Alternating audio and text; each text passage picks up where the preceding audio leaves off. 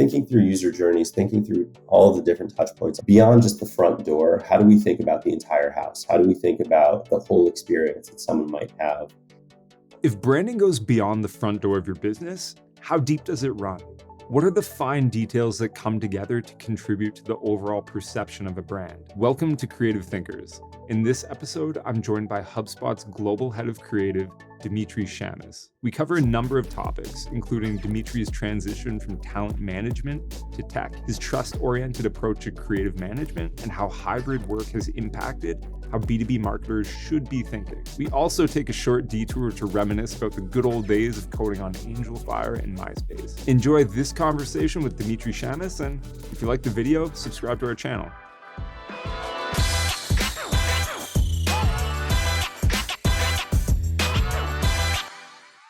So with Creative Thinkers, we like to start with the question, how would you define creativity, and when did you discover your own creative DNA? That's a great question. And so I think creativity in general, it's the ability to problem solve. Anyone with a blank canvas can do anything, right? Like infinite money, infinite time, infinite everything. But that's not how creativity works. Creativity is about taking the guardrails that you have and putting something together that fits within them. In terms of my own life, I don't know when I necessarily connected the dots or when I put it together, but like I've generally been driven by this curiosity and I've always wanted to know how things were done. Thinking back to a kid, like I loved video games and I've been playing FIFA since I was tiny. I'd press the button, the player would kick the ball would end up in the back of the net. Cool. And like most people kind of just move on from there and they try to score the next one or try to play the next game, whatever it is.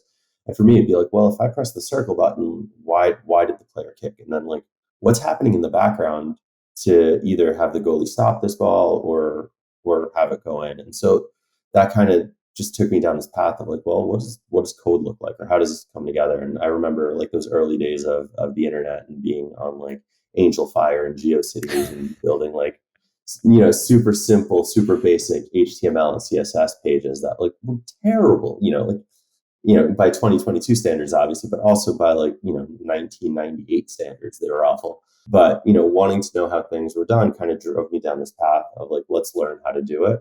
And I think having those kinds of different experiences over the course of my life has enabled me to really become more of a creative. I don't know. It's amazing how many people I'd say in our generation probably got their start with code through stuff like AngelFire and MySpace. Yeah. It was free and it was available. Why wouldn't you? Yeah, for sure. And it was an interesting way of kind of like showing who you were as a person as well. Like that's not only most people's first, exposure to code and writing code, but one of the first ways that online you could present yourself and kind of showcase your identity through some sort of visual output. Totally. And like the wild thing is like, I wasn't thinking about a career in technology. I wasn't thinking about becoming a dev. It was just like, this is cool and this is fun. And I could do this like marquee thing and I could do some wild stuff in the background with CSS, not even knowing what CSS was. And it was just like a fun way to explore and show my own creativity at the time. And who knew that would turn into something completely different. Yeah. And so on that thread of kind of turning into something completely different. So you're at HubSpot now, but I know that one of the first stops in your career was in talent management. Could you talk about just what drew you to that? And if that sort of curiosity that you talked about in terms of your creative DNA, if that played a role in taking you down that path? I went to NYU for sports management. And I remember, being at Madison Square Garden watching the Knicks playing. And I'm not watching what's happening on the court. I'm watching the signage. I'm watching for sponsorships. I'm watching for activations. And I just didn't want to do that. And so I knew I needed to pivot. And I did have a passion for entertainment, And I realized at some point that, the learnings that I was taking from, the sports management side of things, I could actually apply them to the entertainment side of the world and still be able to enjoy the art that's happening, still enjoy like the output. So I started in the mailroom in kind of like your typical Hollywood sort of story where, you start and you're binding scripts and you're answering phone calls and you're covering desks. And I was fortunate enough to land a position in our broadcast department. Our clients did a million different things. We worked with chefs, we worked with journalists, we worked with TV personalities. I was literally seeing anything and everything, which was really exciting, because it gave me an opportunity to see not just, okay, this is a small time actor doing bit parts that we grew into like this A-level star, which is awesome. But it was also like, hey, this is a person that started with a YouTube show or a podcast, let's say, and now we've got them on the Today Show and they have a book deal and they're doing some sort of tour, and it was just a really cool way to see careers develop in a very kind of non-traditional way. Framing that, I guess, through the lens of what you're doing now with HubSpot, building the brands of individual like celebrities, whether they're chefs or YouTube stars or what have you, building those personal brands, is that any different from building the brand of, say, like a SaaS company? Yes and no, because you're focused on an individual and trying to build a story around the individual. But the reality is there's no like Dimitry brand at HubSpot. It's just the HubSpot brand. And I have an input there, and as do a couple of other folks, right? And our CMO and our CEO, and they're stakeholders to it. But on the personal branding front, it's an opportunity to write that story and to build trust and build consistency. I think about some of like our chef clients that, you know, if they had pots and pans, right, they were getting into merchandising, let's say. You as someone who may be a home chef or who's looking randomly for a new pot, you're going to see their face, you're going to see their logo, and you're going to say to yourself, I've seen that person on the Food Network, I've read their book, I've done this and I've done that, and and had this experience with them. I trust that this pot, this pan is going to be really great, and that it's going to serve my purpose, and it's going to be long lasting and be quality, and all the things that you hope that someone would associate with a personal brand. Going back to like the HubSpot side or the B2B SaaS side, it's kind of similar in that you have an opportunity to start building this trust and start building consistency and letting people know what your company does, what your company stands for, and where your company shows up in important times, so that when someone does finally get into the consideration stage, they know your brand, they know what you're all about, and then they go, similarly to the pots and pans, it's like, hey, I need a CRM. HubSpot seems legit. Like they've shown up in the places that I've expected them to show up, in the places I've wanted them to show up, and they've even surprised me in certain areas, which has been really cool to see. So let's give the software a shot. The one thing that's really been on my mind lately is kind of like brand as a whole, and I feel like there's this general misconception that brand is your advertising. You see a TV commercial, you see a billboard, you see a digital ad, whatever it might be, and like that's your brand. And the reality is that's just one part of it. I think about education, I think about product marketing, I think about sales enablement, I think about how you show up in all of these different places. Like that is your brand. Like when, someone sees that ad that you have on TV or that billboard and they show up on your website and that website takes 20 seconds to load, like that's a poor Mhm. experience, and that's reflective of your brand. And so, thinking through user journeys, thinking through all of the different touch points, all of the different areas that someone interacts with you, I think beyond just the front door, how do we think about the entire house? How do we think about the whole experience that someone might have interacting with HubSpot or with any brand? I'd really encourage other folks to start thinking that way. It's not, don't spend all of your money on your front door. Make sure you have a house that can stand up to rain and snow and everything else, and that is cozy and comfortable on the inside, because that's ultimately what's going to get those consumers to buy. You're going to create that emotional connection not just through that one touch point or those few front, like top of the funnel kind of touch points.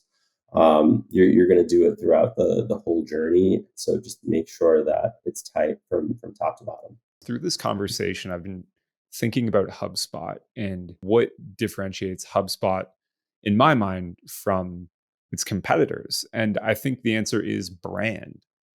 And you're right, it's the full house, it's not just the front door. One thing that comes to mind is accessibility. Uh Not in like the sense of like font sizes and things like that. The back end's full of little like illustrations and little details that kind of take away from, I guess, the complexity or the monotony of that experience of running like a CRM. Uh, the other thing that I think about with HubSpot as well is the support on the back end and how attentive the support system is. And that even carries over to I guess, the front end or the outside of the house, as we could call it. As someone in content marketing, if I look up anything, tips, tricks, things like that, one of the top results is always going to be HubSpot. So even outside of HubSpot, the platform, when I'm looking for help, HubSpot is there. Would you agree that brand is a main differentiator between HubSpot and everyone else in the field? I mean, I hope so. Otherwise, I might be out of the job. But I think between inbound marketing and our own culture, like some of we strive to create value for people. That's really what it comes down to. You want to make sure that before you extract something from someone, that you give them something in return, and you create that relationship that's built on trust and giving, right? Like you getting those tips and tricks from the blog or from YouTube maybe. Like we want you to get that. We want you to feel good. We want you to develop that connection with our brand, so that you then, when you need a CRM, when you need marketing or sales or operations tools, service tools, that you do trust us and you do believe that you're going to get something that's good. And so, like, yes, that's like it's built into everything that we do, and we're trying to be super thoughtful about it because we want to build that trust. And you touched on accessibility, not as like fonts and colors, but like we think about accessibility, we think about inclusivity in everything we do, because people are coming to HubSpot for with different needs at different points in their lives, different size companies, different abilities, different everything. And so we want to ensure that everyone that accesses something that's HubSpot related gets that best in class experience. So I think something that connects nicely with that is the difference between B2B and B2C. Now, from our previous conversation, I know that you have opinions on B2C versus B2B. Do you want to maybe explore that a little bit? I think there's this like really weird notion of B2B as this like uptight, boring, kind of like nameless, faceless decision maker, right? This company is making this decision. This company is buying this software or this product or whatever it is. The reality is, no, companies don't do things. Companies are just, entities on a piece of paper. It's a bunch of people who work at that company who make decisions, and they're human beings.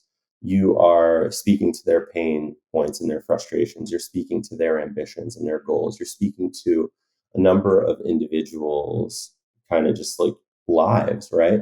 And in that regard, B2B and B2C is not very different, because you're appealing to your buyer. Your buyer just usually has other stakeholders that are involved. But ultimately, all of those decision makers are individual human beings who you're trying to solve for and who are looking, at your product for a solution. Yeah. So, like, at the end of the day, we're all people. And something that actually came up in another one of our creative thinkers interviews that's currently in the works, we talked about the pandemic and how that resulted in so many people leaving the office and kind of taking their work home with them, literally. With this sort of collision, I guess, of our work selves and home selves, do you think that impacts the way that companies should be marketing at people in the B2B space? I think in a very big way, yes. I know there's still kind of this determination of what does a hybrid workplace look like? What does a hybrid world look like? Who goes in, who doesn't, who wants to, who doesn't. The reality is what worked before isn't going to work anymore.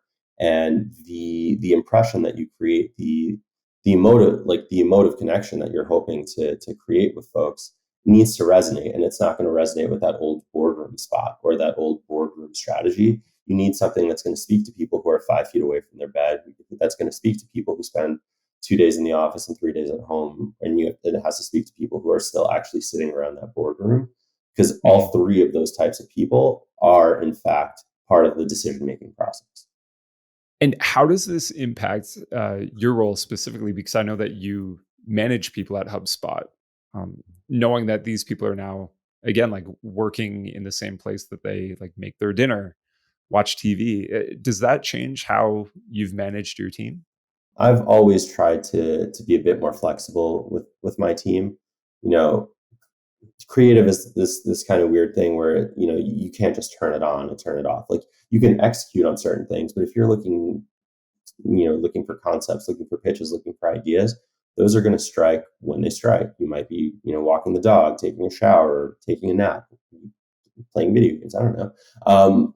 And so you have to create that space for people, and you have to trust that they're going to do their job. I think you need to treat people as people. You trust them, you give them space, and they'll deliver, right? You hire people who can do the job, and you hire those people for one of two reasons. Either you yourself don't know how to do it, or you yourself don't have the time to do it. And in either situation, like, get out of the way. I'm never going to be the one that's just like, move this 2 pixels to the left, or like, what if this fade came in this way versus that way? Like, that's not my wheelhouse. And I don't think the work would get better if I did do that. Now, with the title of the show being Creative Thinkers, why do you think it is that freedom and that empowerment is so important in fostering and fueling creativity? The whole notion of creativity is what? It's taking old things and putting them together to make something new. And if I said to someone on my team, like, if I said to one of our creative directors, hey, I want you sitting at your desk 9 to 5, Monday through Friday, coming up with ideas, yeah, maybe they'll come up with some things, but they're not going to have that exposure to the other things in the world out there that could, like, stimulate an idea, that could push them somewhere new. Mm-hmm. Go take a walk, go to a museum. Like, I'm not encouraging people just randomly go to museums. Well, actually, on that note, I spoke with Adam Morgan from Adobe, and he talked about hearing about someone who would take their team to go to the movies and expense it as like a work thing, just to get them out in the world and into pop culture and adding more creative inputs. That's cool. Like, I'm into it. I'm all about it. Like, I want to hear about it. I want to hear about that concert they went to, and what they saw, and what the lights were like, and what the set design was like, and how that all kind of like played into the experience, and what, like, we could take away from that. I think that's ultimately how you get to that point where you can get those new ideas. But if you're glued to your chair, if you're stuck at your desk, it's not going to happen. It's just, you need that life experience. You need that exposure to new things. And going back to the start of this conversation, going back to, like, those early days in my own life, like, that curiosity is what drove me. That curiosity is what kind of gave me those ideas to test out and try and, like, think through. If I was just, sitting at my desk doing homework all day, I'd probably be living a very different life right now. Those external, like, stimuli, that's what really kind of just, like, made my brain turn on and see things in a different way. Thanks to Dimitry for not only joining me in this conversation, but for collaborating with Superside in a number of ways. He's been a huge part of our roundtables and other virtual events. So if you want to hear more from Dimitry, visit superside.com/resources. He's also a great follow on LinkedIn. As for me, check out Superside's YouTube channel, where you can find more videos on how to improve your marketing, your design, and of course, more creative thinkers. If you like what you see, subscribe to the channel, and thanks for watching.